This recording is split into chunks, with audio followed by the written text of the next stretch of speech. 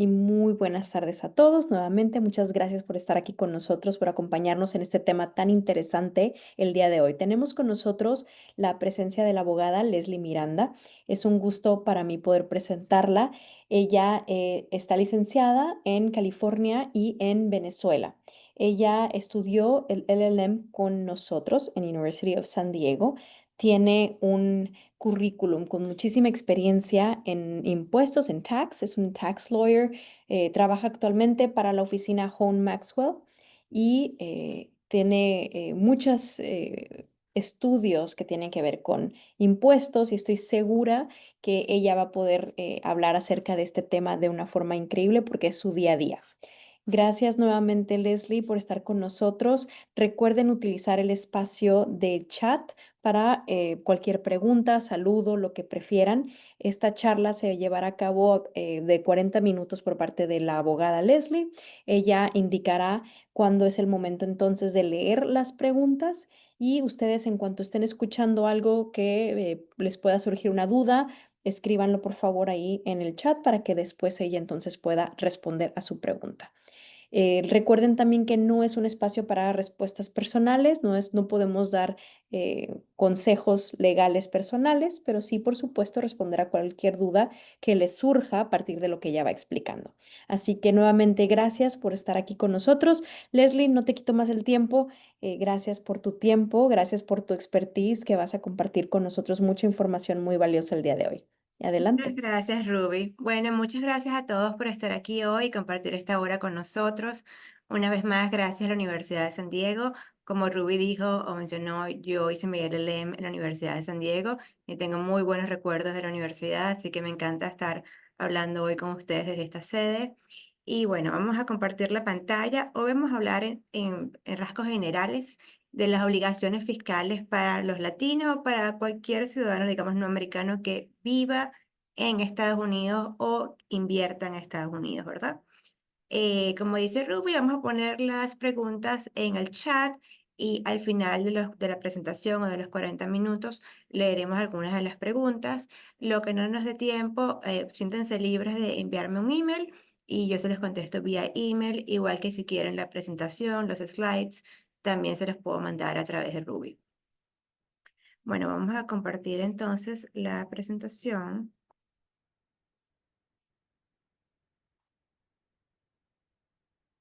Ruby, ¿la puedes ver? Perfecto. Sí, adelante. Ok, vamos entonces para empezar a hablar de las obligaciones fiscales, tenemos que empezar a hablar de quiénes son sujetos al impuesto en Estados Unidos. Los dos impuestos principales son el impuesto sobre la renta y el impuesto sobre sucesiones y donaciones que se llama transfer tax en inglés. Perdóname, Leslie, no vemos la pantalla completa. No sé si quieras eh, compartirnos, hacerlo como en presentación para que se vea la pantalla completa.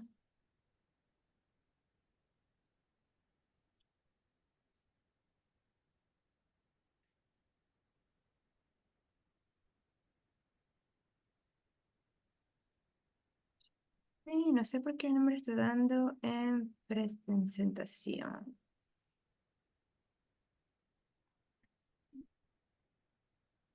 Voy a volver a hacerlo.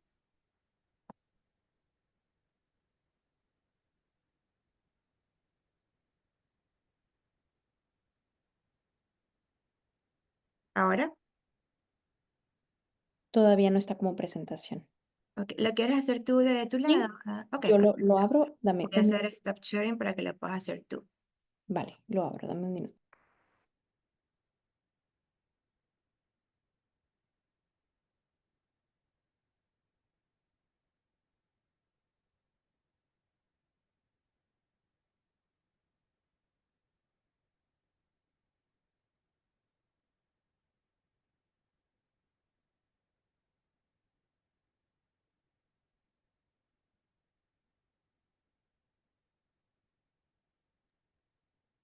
Ok, comparto mi pantalla ahora.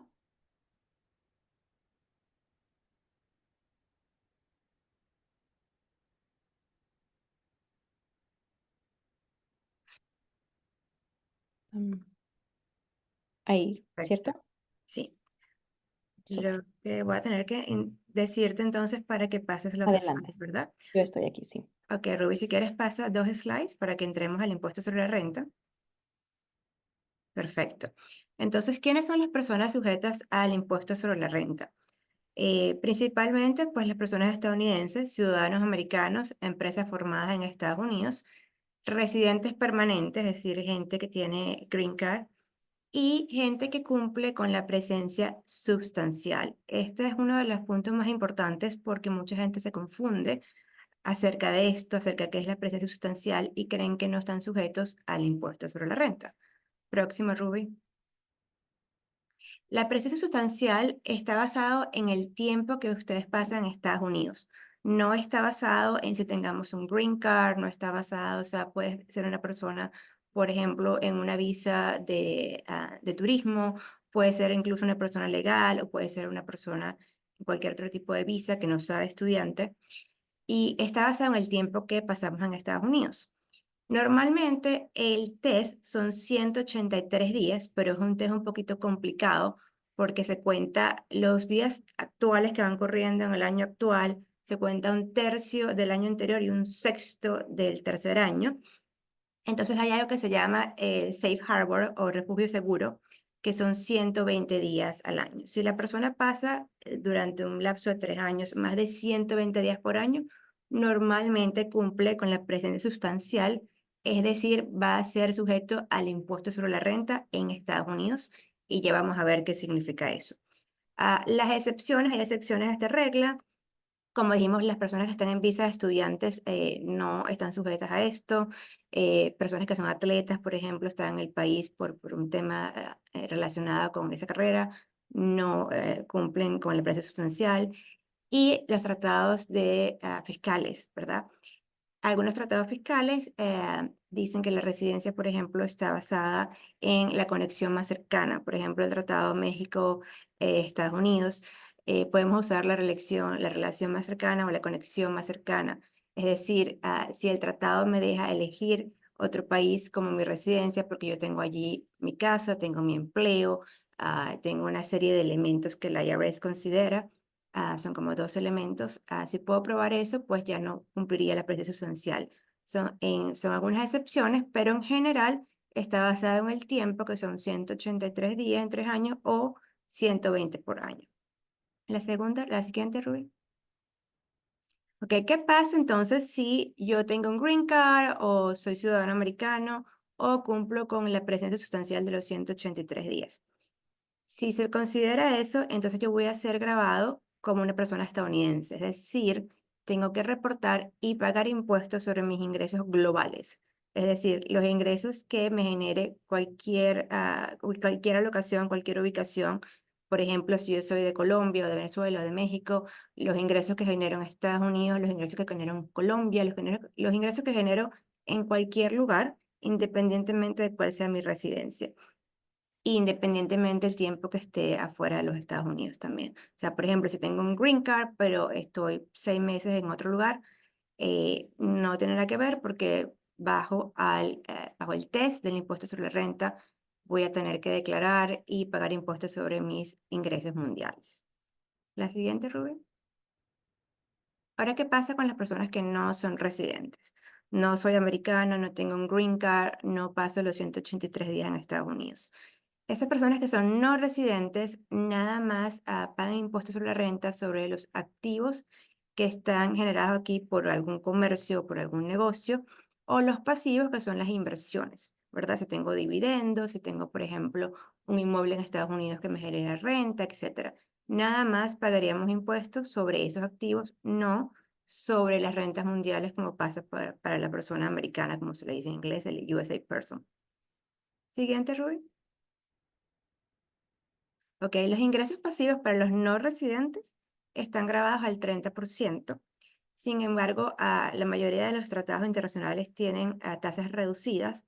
Por ejemplo, países como Venezuela o México tienen tasas del 10% o del 15% en vez de 30%. Pero hay países, por ejemplo, como Colombia, que no tienen tratado con Estados Unidos. Así que se le aplica el 30% sobre los ingresos brutos. No se permiten las deducciones que se le permite al ciudadano americano, o sea, no tengo que reportar ni pagar impuestos sobre mis rentas mundiales, solamente por las de los pasivos en suelo americano, pero no se me permiten las deducciones que se le permite al ciudadano americano en el impuesto sobre la renta. Y tenemos siempre que hacer el reporte W8, que es decir, el reporte que indica que yo soy un no residente y que se me aplique, por ejemplo, el tratado internacional, si aplica en el caso del país de donde yo provengo. ¿Ok? Siguiente, Rubén. Si voy muy rápido o si creen que, digamos, está un poquito densa la explicación, me lo pueden decir en el chat y yo voy leyendo los comentarios. Las preguntas sí las dejaremos al final, pero podemos ir dando comentarios. Ok, ¿cuáles son los ingresos activos? Lo que dijimos que sean generados en empresas o corporaciones americanas o negocios que tengan en Estados Unidos. Estos son grabados a las tasas estándares individuales que se le aplica al ciudadano americano o a la tasa corporativa de las corporaciones americanas. Se tiene que presentar su declaración ahora con tu reporte W8 porque eres un no residente y cualquier retención que se le haga va a ser por parte del negocio pagador o si tienes, por ejemplo, otro accionista que es americano, la retención va a venir por parte de esa persona o del pagador. Siguiente, Rubén.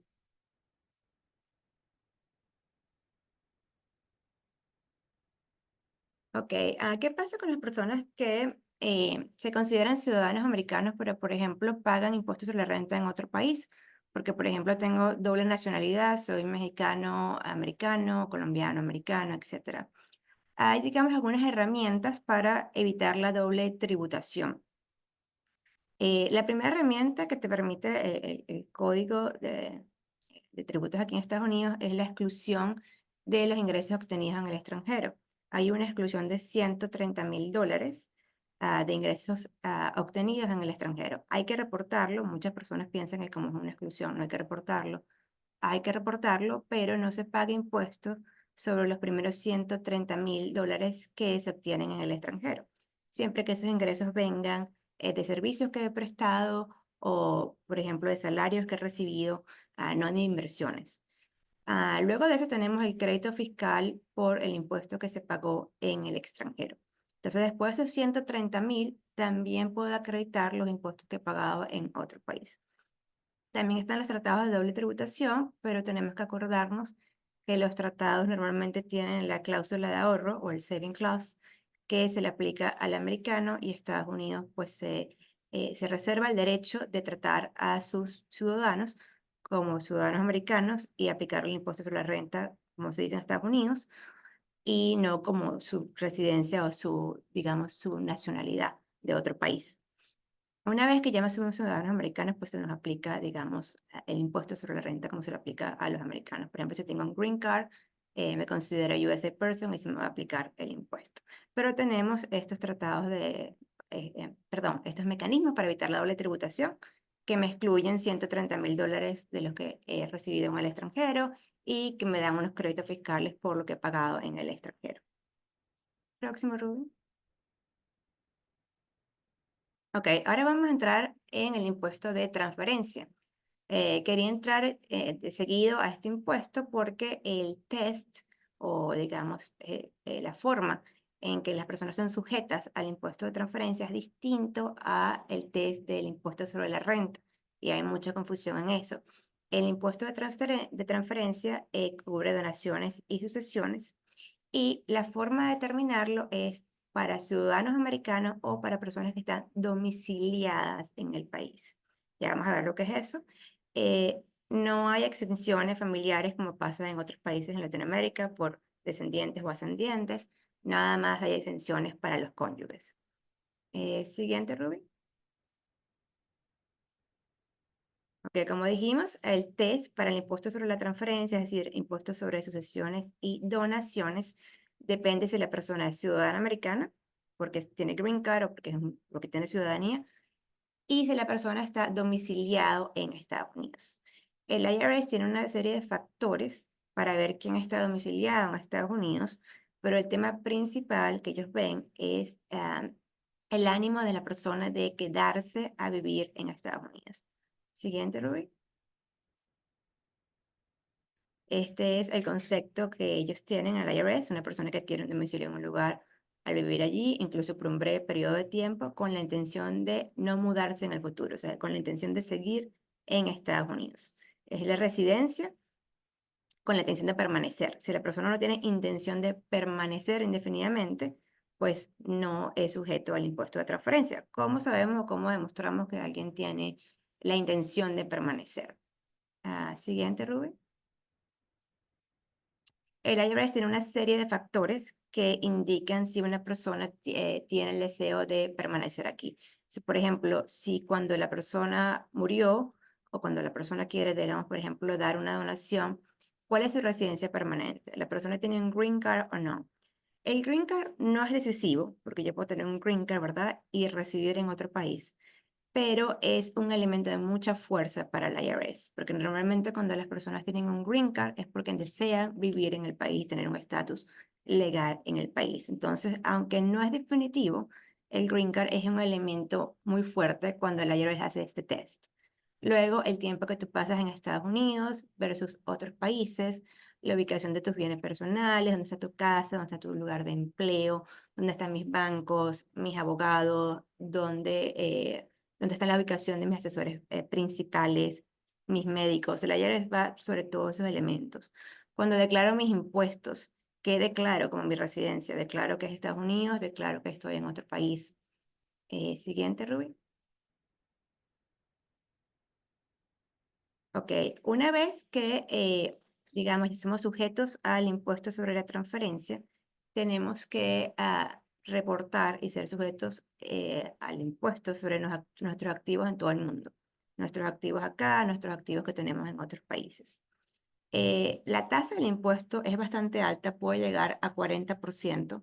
Por eso siempre se le aconseja, digamos, a las personas que están en este caso, de hacer algún tipo de planificación fiscal, por ejemplo, tener un fideicomiso. Hay una cantidad de planificaciones fiscales que se pueden hacer para que, digamos, no tengamos que pagar ese impuesto tan oneroso del 40%. Pero en general, una vez que es considerado domiciliario en Estados Unidos, vas a tener que reportar tus activos en todo el mundo y pagar impuestos pagar impuestos de transferencia sobre tus activos mundiales en todo el mundo. Hay una exclusión de vida que es de 13,99 millones ahorita en el 2025. Esto es por persona. O sea, si estás casado, tu esposo o tu esposa tiene otros 13,99, o sea, en conjunto, estamos hablando de casi 28. La exclusión, hay una nueva ley ahorita, se llama OBB, y la exclusión va a ser de 15 millones en el 2026 en adelante y va a ser ajustada por inflación. Esto quiere decir que si yo tengo una herencia de menos de 14 millones, no voy a tener que pagar impuestos sobre sucesiones. Si ya pasa de los 40 millones, voy a tener que pagar el impuesto de sucesiones, con mi exclusión de mis 13,99 millones.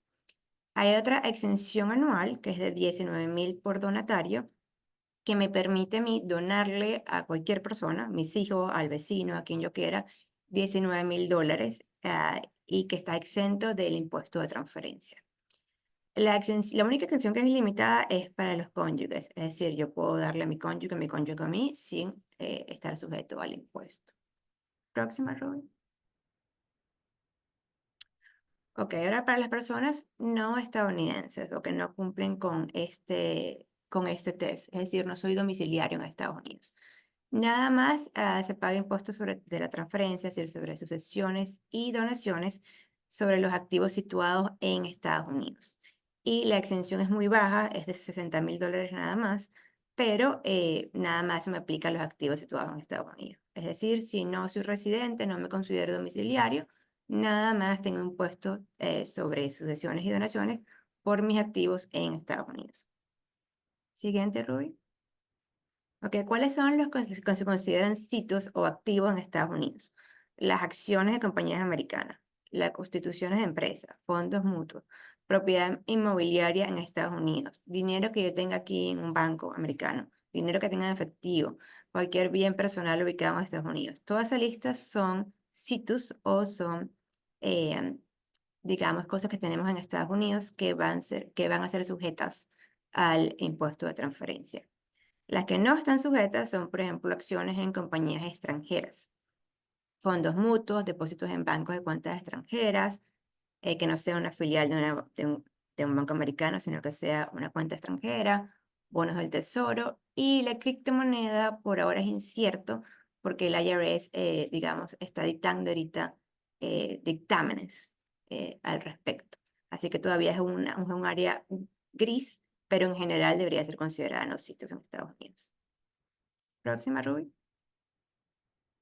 Ok, ahora vamos entonces a hablar un poquito, ya que vimos impuestos sobre la renta e impuestos sobre la transferencia.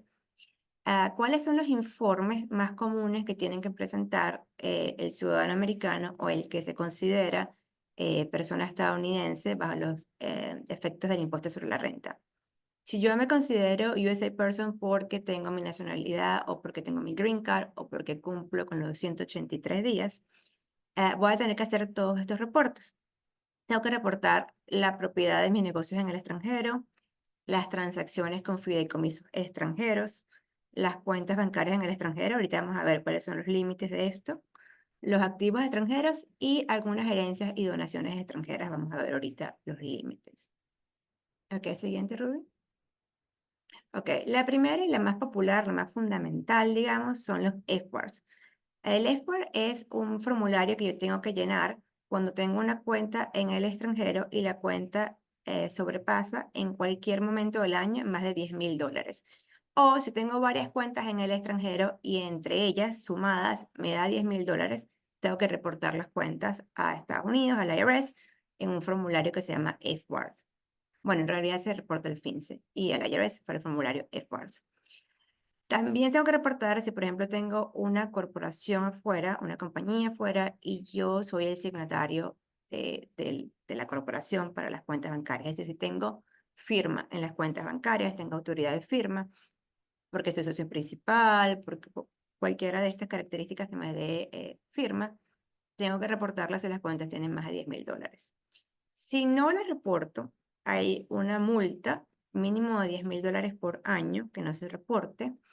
Y si el IRS considera que es intencional, es decir, que tú querías esconder esas cuentas, puede llegar hasta el 100% del saldo total de la cuenta.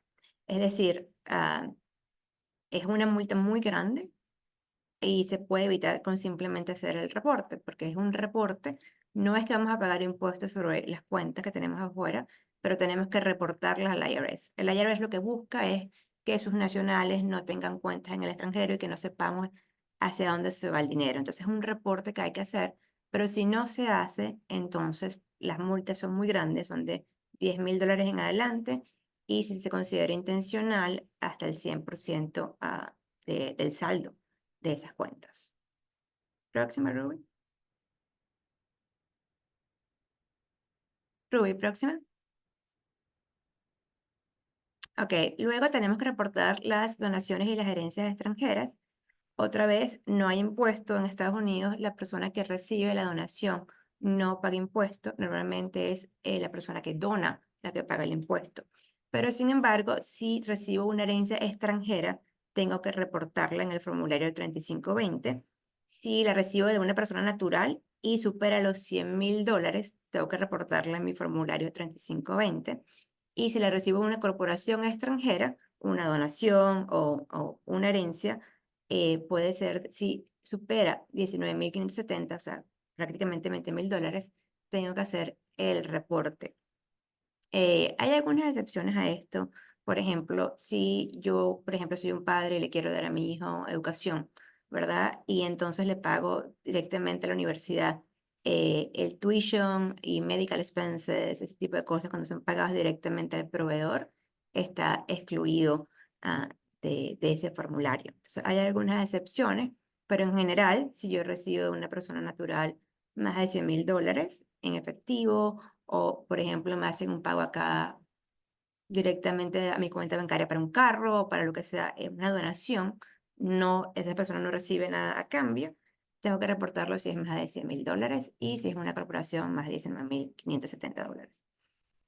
Si no les reporto, entonces hay una multa que puede ser hasta el del 25% del monto que ha sido donado. o que ha sido adquirido a través de herencia. Es una multa bastante onerosa. Y, ajá, como dijo aquí, es solo por la donación a la herencia, no relacionada con la declaración del impuesto sobre la renta. Siguiente, Ruby. Ok, vamos a hablar algo, ahorita de esto, vamos a hablar un poquito de los programas de amnistía. Es algo muy importante porque las personas a veces se sienten angustiadas porque se dan cuenta que no han declarado lo que tienen en las cuentas internacionales, en otros países, no declaramos la donación o el regalo que me hizo mi papá o mi mamá. ¿Qué hacemos ahora? ¿Qué hacemos cuando todo eso pasa? ¿Y qué hacemos porque estamos pensando que el IRS nos puede auditar en cualquier momento? El IRS creó unos programas de amnistía para que, digamos, la gente se ponga al día y puedan, digamos, tener una cuenta blanca, como le dice eso, como le dicen ellos, después de tener uno de estos programas de amnistía. Hay tres programas ahorita principalmente. El primero se llama Streamline, o en español, programa simplificado. Luego tenemos el FBAR morosos, los FBAR que son tardíos de mis cuentas bancarias afuera, y la causa razonable. Ya vamos a ver cada uno de ellos. Ruby, si quieres continuar. Ok. El primero es el Streamline, y con el Streamline nada más tengo que hacer 3 años de declaraciones de impuestos. Es decir, nada más tengo que presentar de nuevo los 3 años de mis declaraciones en las cuales no presenté, por ejemplo, mis FBARs, o no presenté mi herencia, no presenté alguno de estas planillas que no presenté. En vez de irnos hacia atrás todos los años que no presentamos, por ejemplo, los FBARs, son nada más 3 años, perdón, 3 años de declaraciones, 6 de FBARs, y tenemos que hacer una certificación. En la certificación simplemente se le dice al IRS que no lo hice intencionalmente, que no sabía que tenía que declararlo y que apenas me di cuenta, pues hice la declaración ahorita. Hay una multa para los residentes en Estados Unidos que es del 5% del valor de esos activos que no han sido reportados.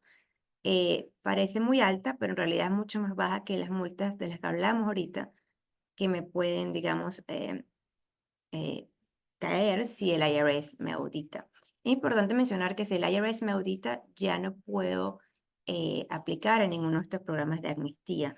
Entonces es importante, si es nuestro caso o es el caso de un cliente, que apliquen a estos programas de amnistía. Primero, ahorita que existen, porque ya eran 4, ya quitaron uno, ahorita que existen, y antes de que me auditen, porque una vez que me auditen, pues digamos, nos van a caer todas las multas y no podemos usar estos programas de amnistía. Entonces, con este Streamline, los residentes tienen 5% de multa, y si no eres residente, tienes 0% de multa, no hay multa. Entonces, es un programa muy importante para ponernos al día. Una vez que yo hago mi Streamline, se me aplica la multa automáticamente y, digamos, el IRS no tiene que tomar ninguna decisión, sino que de ahí en adelante estás, digamos, al día, y pues sigues reportando de ahí en adelante si tienes cuentas bancarias todavía en el extranjero, etcétera. Siguiente, Rubí. Ok, las otras opciones son el SBAR tardío o el SBAR moroso, ¿verdad? Eso se aplica cuando no declaré mis cuentas en el extranjero, que pasaron $10,000, pero declaré en mi impuesto sobre la renta, en mi declaración anual, declaré esos intereses que me venían de las cuentas. Entonces sí reporté los intereses, pero no declaré el esfuerzo, no declaré la cuenta como tal. Entonces en ese caso, el IRS me deja presentar mi SBAR tardío, en el cual yo le hago una declaración de todas las cuentas bancarias que tengo y cuánto fue el límite que alcanzó la cuenta y mi información personal. Y la última es la causa razonable. La causa razonable digamos, es una de las herramientas más difíciles de ganarle del IRS, o de obtener la aprobación del IRS. Es una muy buena herramienta si tenemos los elementos, pero es, digamos, la más difícil o el bar más alto, porque si me la aprueban, no tengo ningún tipo de multa. La causa razonable, yo le tengo que explicar al IRS por qué yo no sabía que yo tenía que hacer esas declaraciones o esos reportes. Normalmente la persona no puede tener ningún tipo de background contable o de background legal. Tiene que decir que, bueno, he vivido, por ejemplo, tantos años en otro país, tengo ciudadanía americana porque nací ahí, pero en verdad no viví ahí mucho tiempo, etcétera. O volví a Estados Unidos después de muchos años, no tenía la información. El IRS siempre se fija en que la persona haya buscado un contador, de que la persona haya buscado una persona competente para que le haya informado de cuáles serían sus obligaciones de reporte. Y si todos los elementos se cumplen, y aún así, aun cuando la persona no recibió la información del contador o no recibió la información del abogado, si todos estos elementos se cumplen, entonces hay una causa razonable y no hay entonces, no hay multa. Esto hasta el 2024, el IRS inmediatamente aplicaba la multa y después las personas teníamos que, o los abogados teníamos que hacer la apelación. O sea, inmediatamente había una multa cuando recibían los formularios con causa razonable y después se apelaba al IRS y después tenías una persona, un agente o un abogado que te revisaba la causa razonable o el statement. Esto cambió con el 2024, el IRS, digamos, contrató un montón de agentes y abrieron una unidad para revisar los statements de la causa razonable y hoy por hoy pues son revisados, la multa no se aplica automáticamente y se la aprueban, por supuesto, pues no hay multa. Siempre decimos que no hacer nada o no empezar de cero no es una opción, porque hoy por hoy, por las leyes de FATCA, en las cuales los bancos internacionales le informan a Estados Unidos cuando estos nacionales tienen cuentas afuera, si la persona vive en Estados Unidos, tienen green card, es muy fácil para Estados Unidos recibir la información hoy por hoy. Y hay muchas auditorías de parte del IRS en temas internacionales, en temas de reporte internacional. Ahorita con la nueva ley de One Big Beautiful Bill o BBB, se hicieron muchos cambios a las planillas de reporte internacional, a la forma en que se, por ejemplo, se calcula GILTI and Super F, que son unos impuestos especiales para transacciones internacionales. Se hicieron muchos cambios, lo cual no quiere decir que la IRS va a continuar teniendo auditorías en temas internacionales y que no es un tema que está, digamos, olvidado. Hoy por hoy nosotros recibimos muchas auditorías de reportes internacionales, así que es importante tener claro cuáles son nuestros tools, nuestras herramientas ahorita para poder salir del problema o para nuestros clientes que salgan del problema antes que nos auditen. Y bueno, también hay muchas formas, por ejemplo, de hacer planificación fiscal. Por ejemplo, por el tema del impuesto a la transferencia, podemos hacer un fideicomiso para, digamos, traspasar los bienes a nuestros hijos sin necesidad de que tengamos el transfer tax. Podemos usar la donación anual de los $19,000 para poder transferir, digamos, nuestros bienes a nuestras personas, nuestros sucesores. Y también podemos, por ejemplo, hacer planificaciones internacionales en la cual, por ejemplo, una compañía internacional es la dueña de las acciones en la compañía americana. Hay muchas formas de hacer estructuras internacionales que nos ayuden, digamos, a minimizar o hacer, digamos, el impuesto más efectivo. Yo creo que ese era el último slide, Ruby, pero si quieres puedes seguir a ver. Ok, sí. Este es mi email, como dijimos ahorita, es mucha información, digamos, condensada, pero me pueden hacer cualquier pregunta vía email o les puedo pasar el slide. Nosotros hacemos muchas presentaciones de estas, hay unas presentaciones muy largas acerca de cómo se hacen las planificaciones fiscales, etcétera, pero la de hoy era simplemente para darnos una idea de cuáles son nuestras obligaciones fiscales en Estados Unidos. Como vimos, las dos principales son impuestos sobre la renta e impuestos sobre la transferencia. Bueno, casi los 40 minutos. Vamos a ver, Ruby. Muchas gracias. Ahora Sí, sí que el espacio es tuyo para empezar con las preguntas que nos haya hecho el público. Ya veo muchas preguntitas, como sí. tú gustes. Veo que Ana Sofía pregunta, ¿una cuenta bancaria de saving en Estados Unidos cuenta como ingreso pasivo? Yo no diría que es un ingreso pasivo, pero es un situs, o sea, es dinero que está en una cuenta bancaria en Estados Unidos, por lo tanto, es parte de lo que es cubierto por el impuesto sobre transferencia. Entonces, sí es un situs en Estados Unidos. Para LLC domiciliadas en Estados Unidos, ¿qué gastos son deducibles sobre la renta? Pues los gastos en Estados Unidos, digamos, el test del IRS es que sea un gasto necesario y normal para tu negocio. Entonces, esto no tiene nada que ver, digamos, con lo que hablamos ahorita, pero en general, para las compañías en Estados Unidos, Si es normal y necesario para tu negocio, para el tipo de industria que tú manejas, tú puedes deducir todos esos gastos. Yo sé que en otros países en Latinoamérica, por ejemplo en México, hablo mucho de México porque lo tenemos al lado y hay muchas personas, digamos, americanas, mexicanas acá. Ellas necesitan las facturas para todos los gastos. En Estados Unidos tú no necesitas el soporte de la factura, necesitas que el gasto sea necesario y normal para tu tipo de negocio. ¿Qué pasa si tengo una LLC en Nuevo México y solo vendo en Amazon, pero no tengo trabajadores fijos? Nada más vendo en Amazon, pero no tengo trabajadores fijos. Bueno, tendríamos que ir por todos los elementos. Yo creo que ya eso no es una pregunta, digamos, que tiene varios elementos. Y si quieres mandarme un email, Abraham, yo te puedo responder allí, pero eso tiene varios elementos. No es así de fácil. Si tengo una LLC en Nuevo México y vendo en Amazon, el IRS se va a fijar también si tienes publicidad en Estados Unidos, si tienes, digamos, compradores en Estados Unidos. Hay una serie de reglas para eso. Eso es un poquito más denso, te lo puedo explicar vía email. ¿Cómo tributaría los ingresos que reciba un no americano que venga de una sociedad creada en Estados Unidos?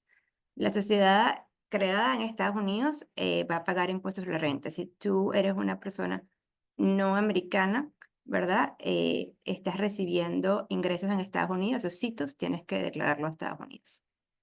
Y por supuesto, si estás recibiendo ingresos en otro país, pues puedes aplicar tu crédito fiscal para que, digamos, se compense.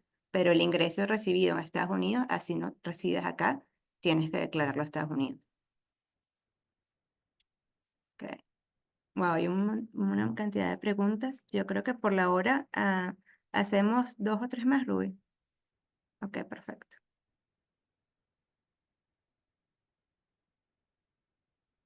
Si un residente vende una propiedad, un residente supongo de Estados Unidos, si un residente vende una propiedad adquirida antes de hacerse residente en su país de origen y este no tiene tratado de doble tributación, ok, si lo vendiste antes de hacerte residente, pues no tienes nada que declarar. El problema es cuando ya eres residente en Estados Unidos, porque cumples los 183 días o porque tienes un green card. Es ahí cuando ya tú empiezas, una vez que, por ejemplo, ya tienes el green card, que se te apruebe, y ya ahí tú empiezas a tener que declarar y reportar todos tus ingresos mundiales. Si fue antes, pues no tienes que hacerlo.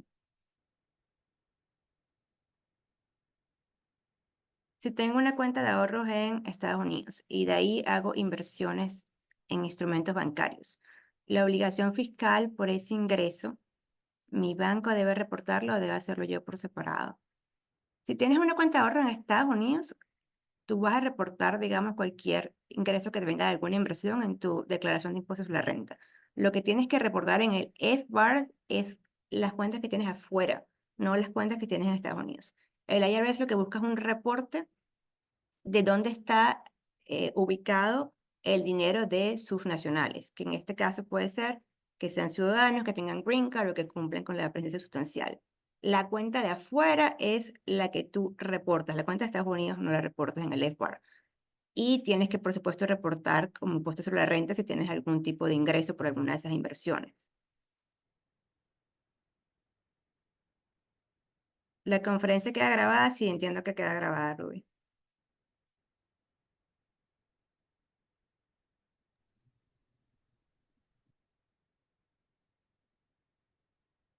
Ok, Luis pregunta, ¿una persona que tiene un ITIN se considera como residente para los efectos tributarios si se aplican las mismas tasas que un americano? Buscando en la página web de la IRS leí que para ser considerado residente debería estar 30 días seguidos anualmente. Luis, como te comenté, es un test que la IRS hace de 183 días. Normalmente ellos consideran 30 del primer año que está corriendo y luego un tercio, luego un sexto son 3 años. El corriente, luego un tercio, luego un sexto. Entonces, como es un poquito complicado el test, normalmente se aconseja tomar el Safe Harbor, que son los 120 días. Tratar de no quedarse más de 120 días cada año. Si ya superas eso, normalmente cumples con el test y es ahí entonces cuando eres considerado ciudadano americano a los efectos del impuesto sobre la renta. Ok.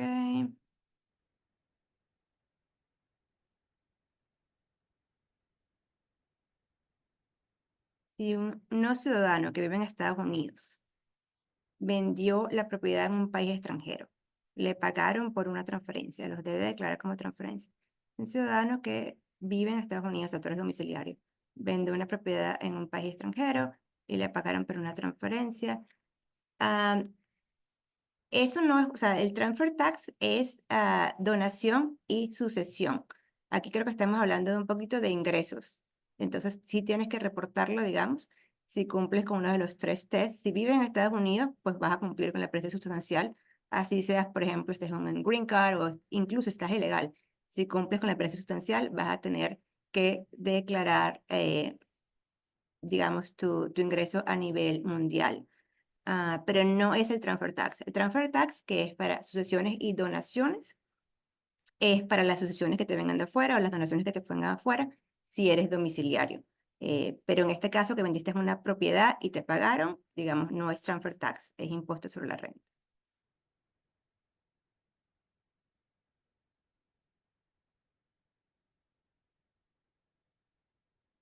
Como mexicano, Eduardo, como mexicano necesito informar si requiero transferir a mi cuenta de Banco Americano, pensando en invertir en un negocio de Estados Unidos. Es decir, si transfieres de la cuenta de México a Estados Unidos. No, no entendí la pregunta, Eduardo. Como mexicano necesito informar si requiero transferir a mi cuenta de Banco Americana. En principio no, entiendo que si quieres transferir de México a Estados Unidos, o sea, eso no requiere reporte. Lo que requiere reporte como tal es que tú tienes una cuenta y tienes más de $10,000. Las transferencias entre cuentas no hay que reportarlas al IRS bajo los FBARs. Es simplemente la tenencia de la cuenta en el extranjero cuando pasa de los $10,000 en cualquier momento del año. Bueno, Ruby, tenemos muchas otras preguntas, pero las veo muy largas. Entonces, cualquier pregunta que tengan, si quieren, me quieren mandar un email, yo les respondo muy rápido. Y por supuesto, la presentación entiendo que va a ser enviada vía email. Así es, muchísimas gracias, Leslie. Como lo platicamos antes, subimos esta grabación a YouTube y se las compartimos por correo electrónico para que la puedan revisar más tarde. Muchas gracias a todos los que estuvieron con nosotros, especialmente, por supuesto, Leslie. Gracias por tu tiempo. Esto ha sido muy importante. Ya nos pusiste a temblar. Ya, ya empecé a pensar que no quiero pagar multas, entonces gracias por esto. Ha sido Lo muy más importante es que interesante. tenemos también herramientas para salirnos del problema, ¿verdad? Las herramientas para ponernos al día. Por eso es muy importante tener la información para que podamos tomar, digamos, los pasos necesarios. Muchas gracias otra vez a ti, Ruby, y a la Universidad USD, a la Universidad de San Diego. Muchísimo gusto en volver con ustedes. Y bueno, muchas gracias a todos por estar hoy, el día de hoy. Atenta a cualquier pregunta que tengan vía email, ¿ok? Un placer. Gracias, muchas gracias. Pues les recuerdo a todos que ya empezó otra vez nuestra etapa de apertura a la admisión del programa de maestría. Quien esté interesado, con muchísimo gusto, me puede enviar un correíto, un mensaje. Tenemos ya también, en 2 semanas inicio una vez más el curso de Legal English. Para quien esté interesado en mejorar su inglés jurídico, por favor, me mandan un correíto para pedirme información acerca de ese curso de 3 semanas virtual. Ya también por ahí va a salir próximamente el calendario con todas nuestras actividades del próximo ciclo. Así que si necesitan o quieren que sus correos electrónicos lo tengamos en nuestra base de datos para estarlos manteniendo informados, por favor, mándenme un correo para me mandan un correo a Ruby Anaya, aquí estoy, le voy a poner Ruby Anaya @San Diego, es del correo de donde les mandé la liga rubianaya@sandiego.edu, y de igual forma nos encuentran en nuestras redes sociales. Muchas gracias nuevamente a todos. Que tengan muy bonita tarde, bonita noche hasta donde nos escucharon. Por ahí, gracias a los que están en Chile, en Colombia, en Perú, en todas las latitudes en Estados Unidos. Gracias como siempre. Gracias. Buenas noches.